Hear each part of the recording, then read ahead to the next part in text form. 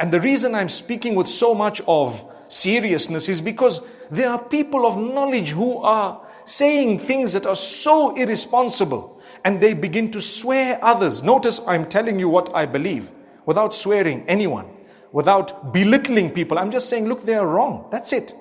Did I call them names? Did I say bad things to them? Did I want to beat them up? No. But I'm just letting you know that this is what you should be doing. And that's the reason why we have restrictions today in this masjid, subhanallah, and many other places across the globe, not just here in South Africa, but elsewhere. There are restrictions. Follow those rules. Understand, it's for your better.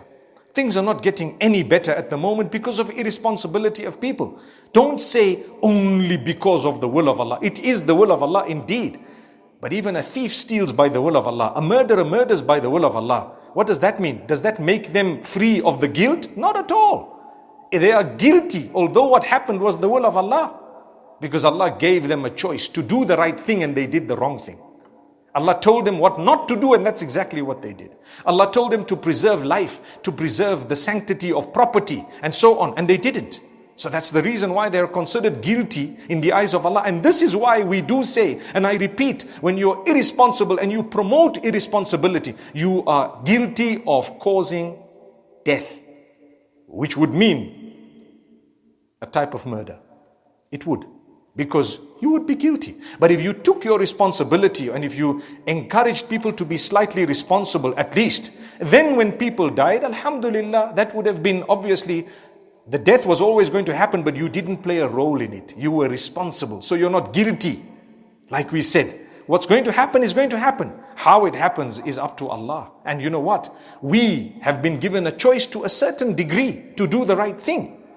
So remember to do the right thing by the will of Allah subhanahu wa ta'ala. May Allah subhanahu wa ta'ala grant us goodness and may He open our doors.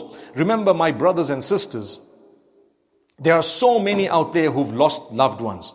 There are so many out there who have lost their health. Subhanallah. They are struggling with ill health. They've recovered from the virus, but not fully, because the virus has come in and it has actually wreaked havoc within the body of a person. Something somewhere, somehow is wrong. Remember, not everyone's going to react to this virus the same way. Different people react differently. You might have come out and for you, it could have just been, a flu, perhaps maybe with very little symptoms, or you might have come out of it beautifully. Others have not and may not.